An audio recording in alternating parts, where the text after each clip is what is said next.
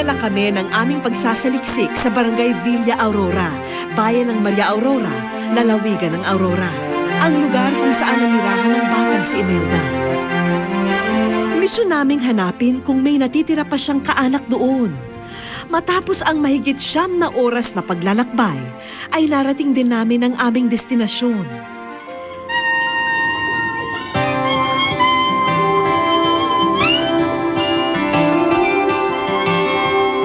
Sa isang komunidad sa kabundukan ng Sierra Madre, kasalukuyang nanahan ang mga katutubong Aita. At dito namin natagpuan si Aling Corazon, ang ate ni Imelda. Nakilala rin namin si Lorna, ang anak ni Joselito o Kuya Jose, na siyang naging tagapagtanggol noon ni Imelda.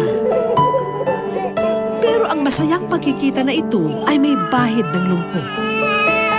Dahil napag-alaman namin na may ilang taon na rin ang nakararaan nang pumanaw ang 2 lalaking pinakamamahal ni Imelda, ang kanyang abang si Luis at ang kapatid na si Joselito.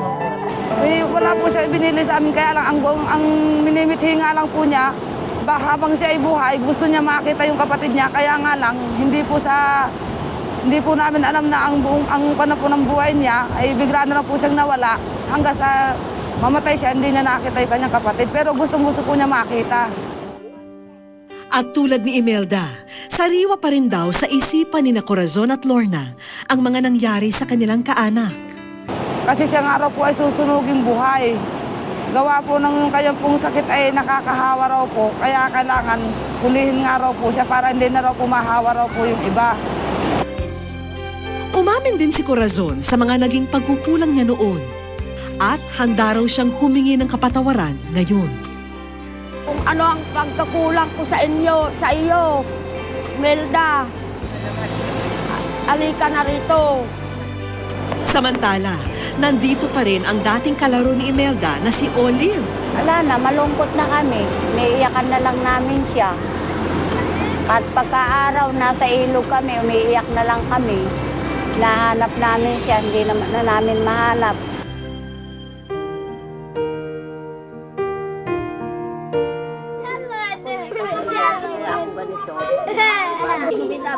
Tuluyan ang ibinaon sa limot ng naturang komunidad ang lupit na minsan nilang ipinataw kay Imelda. Naglaho na rin ang mga pandidiri at pangamba ng pamilya Wera hinggil sa sakit ni Imelda. Bagkus na palitan ito ng pangungulila at pagnanasang masaksihan ang pagbabalik ng nooy itinuring na salot ng kanilang lugar. Ante, ay gusto ko namin makita, kaya nga lang sa kakapusan po ng aking pinag-aralan din, kasi kahit grade 1 hindi man lang po ako nakatapos.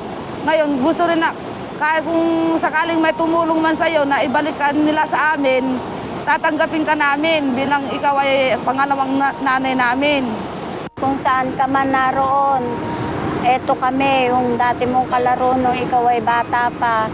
Sana maalala mo kami kung nasaan ka man ngayon. Sana kung sino man ang kumukup-kup sa'yo ay umuwi ka naman at maalala mo rin kaming uwian. Kasi matagal ka na rin naming hinanap. Gusto ko nga makita siya. Yung gusto ko, parang buwan, wala na akong bungso. Wala na pati isang kapatid ko, hindi ko na makita. Ako na lang nag-iisa. Patay na sila. Talaga.